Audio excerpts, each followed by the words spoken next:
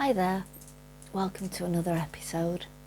In this one, it's Jubilee year and I'm going to be painting one of my friends who got dressed up for a life drawing session. We all got dressed up for a life drawing session.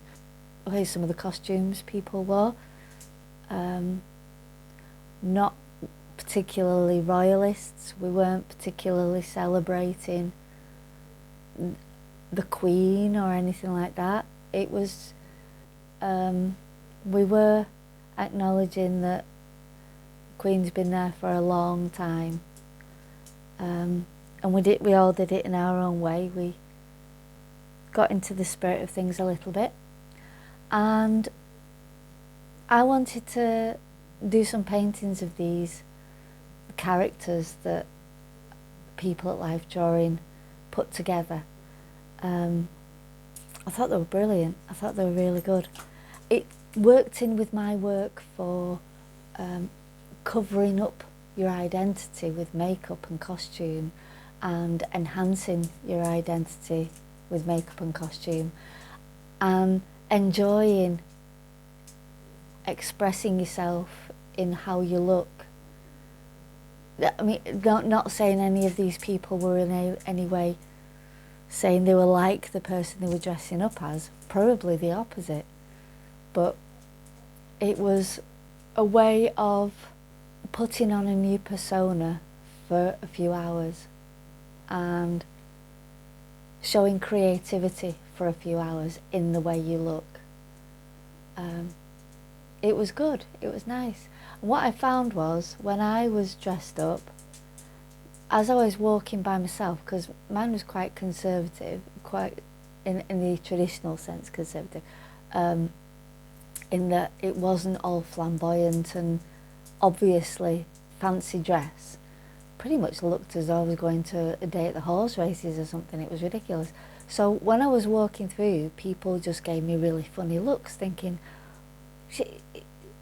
she must be like a complete nut job or something.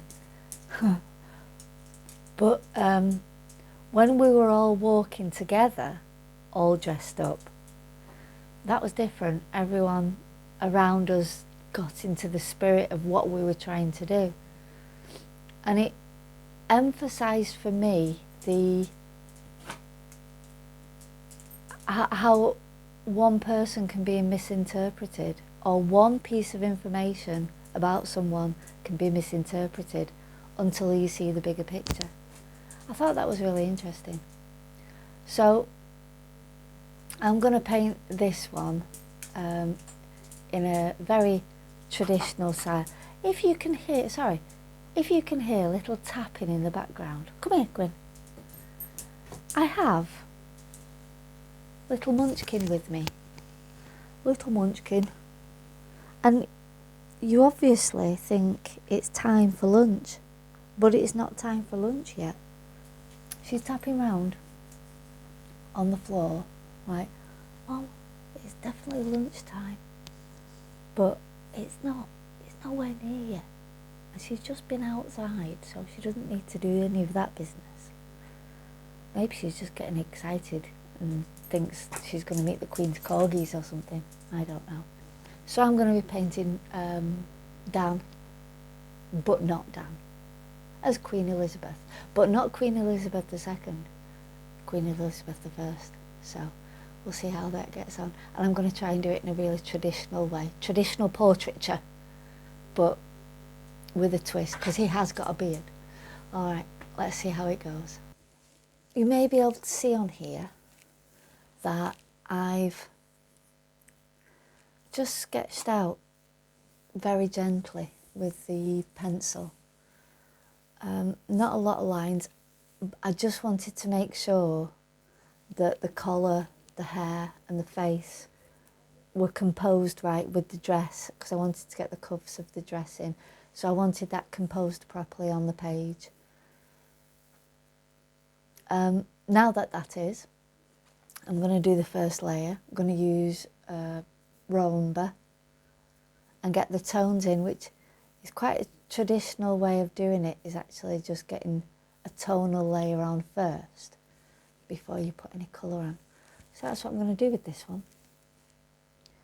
Because they were quite good, weren't they, those master kind of people, you know. The other thing I'm going to try and do with this one is I'm going to try and use matte glaze instead of gloss glaze to see if it makes a difference with the camera work. And also at the end I can just do a gloss glaze over the top if I want to make it shiny. But I've used the matte glaze before and it's fine. I just haven't recorded with the matte glaze, so we'll see how it goes. Right, so I'm just building up. This bit's going to be a bit repetitive, but I want to get the actual shape of these in right at the beginning. I don't want to give away Dan's secrets or anything, but he actually made this collar in paper. Must have taken ages. He did say it took a bit longer than he thought it was going to. So here they sort of don't go facing in anymore, they flick around this corner like that, and then they start going behind the neck. Bigger brush now, I've got that detail in.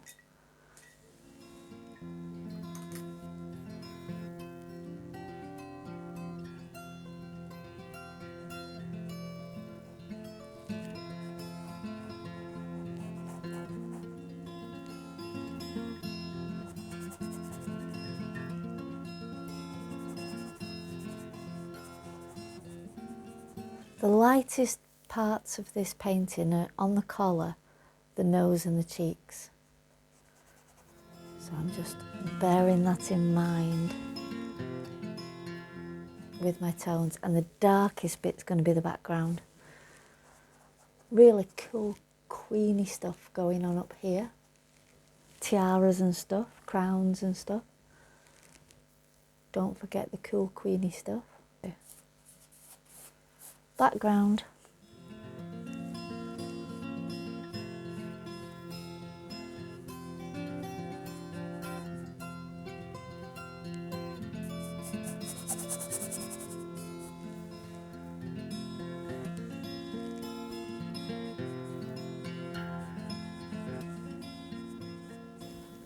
I'm going to mix it with a bit of the medium now to do some mid-tones.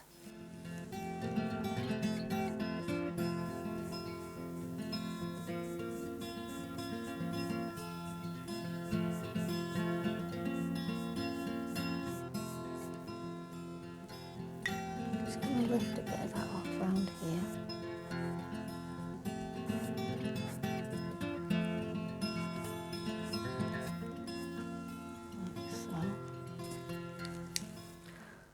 I am actually cheating a little bit on this arm because the dress didn't actually fit Dan, so the tops of his arms from there up were exposed, and I'm going to fill the dress in.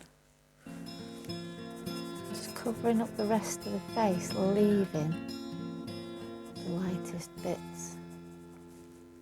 You can see already what a beautiful queen he made. The other thing I've done is I've sat him up a little bit because he was slouching in his chair a bit. So you get the idea. That's where I'm up to now. So I'm going to do a quick glaze over that. Quite a light one, but not white, not clear. Take the dog for a walk, give it a chance to dry.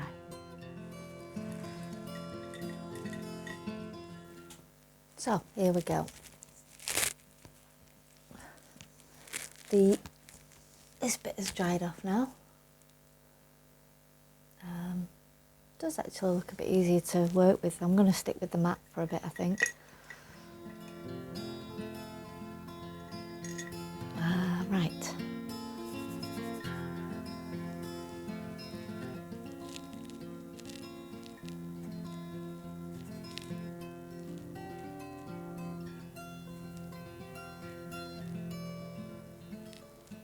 So I've done quite a bit of the background now. What I'm going to do, I'm going to do the same thing again but with a darker tone. Not actually going into colour, just finishing it off, going a bit more into the detail, but it's just staying quite monochrome for now. Well, tonal, not really monochrome, but more tonal, and then I'll put the vibrant colours on right at the end. Well, further down. I'll put the vibrant colours on closer to the end. Right, I'll get stuck into that. So there's the next layer on, as far as tones go. I'm happy with where the tones are now, so I'm actually going to go into the main colours that I'm using. And I'll do a few layers of colours as well, to make sure I get the textures right and the tones right in the colours as well. But the tones that are already there will help that happen, with the layering, the indirect painting of glazes. So a red, mixing a tiny bit of cadmium yellow into crimson red with some of the matte medium to glaze over the hair, and as you can see it just shows the tone through it. So a lot of the work of the tone of the colour has already been done for me. And as I come round to this side, I'm just going to mix in a little bit more cadmium yellow.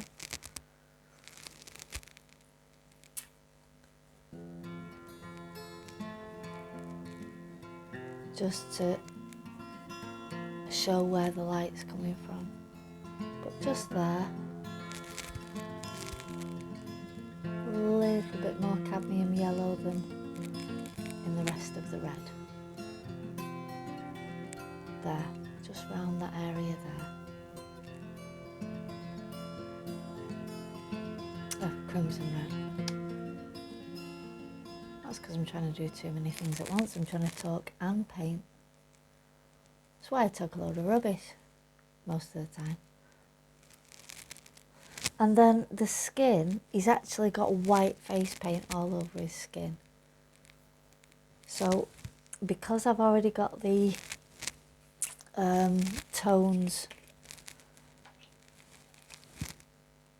down, not exactly, but there or thereabouts, I can do a white glaze over the top and those tones will show through, so I don't lose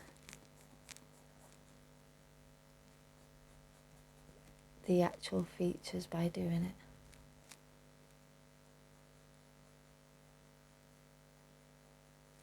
That whole ruff is quite white as well, so I'll get a bigger brush so I get nice even strokes. I don't necessarily want the brush marks showing through on this one. So I'm just taking the red with the crimson red with the cadmium from the hair and just adding a little bit of white to it, just to pick out that skin colour. And then there's some details down there and there's some details up there that have got more of an orangey gold. I've done Dan's face, all the white hairs. If I come in closer you can see a bit more on the detail there. There we go. So what I'm going to do now is I'm going to work on the hair and get the hair as I want it, and the band. Then I'll do the collar and work down into the dress. But yeah, face I'm pleased with. Just see what happens next. Day 2, And I've had a think about it, and I don't want this to look too much like just a straightforward copy photograph. So I'm going to play around with the colours on the face a little bit today, just to make it more appealing when you first look at it. I'll do the collar and the dress first, and then start playing with the layers of colour on it.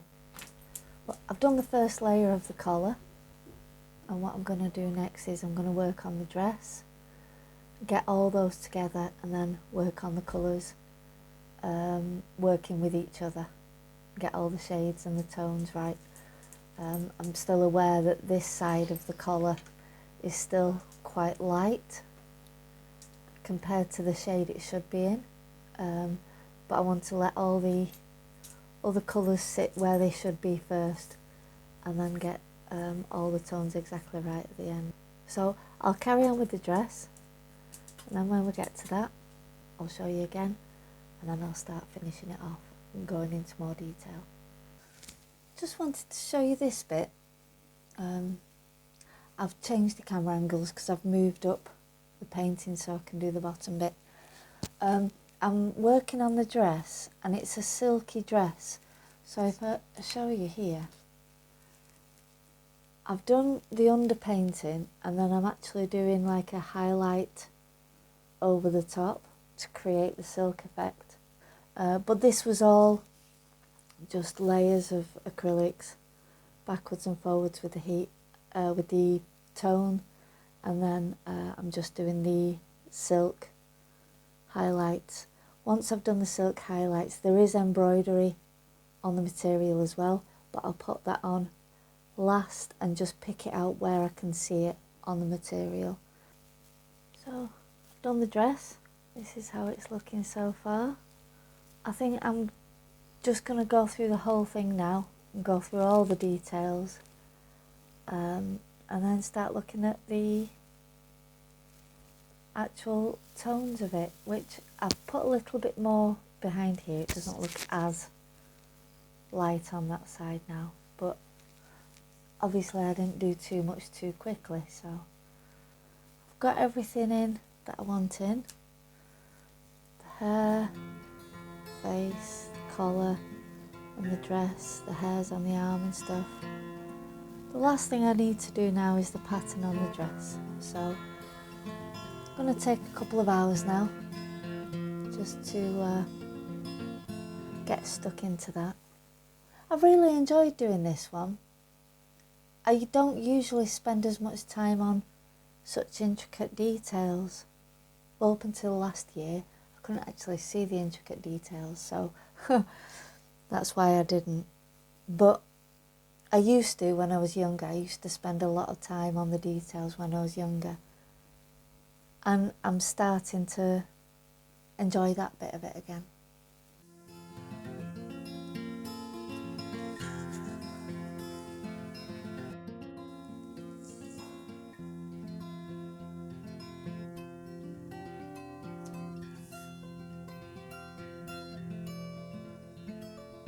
This bit was quite easy because it's quite flat, but over here where the wrinkles were, I tried to make sure that the detail actually curved with the wrinkles. I've got the design in front of me on the photograph, but I'm pretty much ignoring it and just going with what fits because I've changed the shape of the dress anyway. So Dan's actually sitting further upright in this picture than he is in the photograph, and also the sleeve goes up to the top. There we go, and I'll put some highlights on that to help it stand out. The painting's all done. I'm really happy with it. Here we go. From the hair down to the dress. Yeah, it's all come together quite well, exactly as I wanted it to actually. I wanted it to have that oldie worldy feel about it with a really dark background. Oh, thank you, Gwyn. And so I'm just going to do a final glaze over the top, sign it, and yeah, I'm really pleased with it. Thank you very much for watching. Doing things like this, pictures that really inspire me, just make me think even more that we should always try and have fun and be ourselves. Doesn't matter what people think. So hope you have fun in whatever you do. I hope you are always being yourself and just enjoy it. Thanks very much for watching, and I'll see you soon. Bye.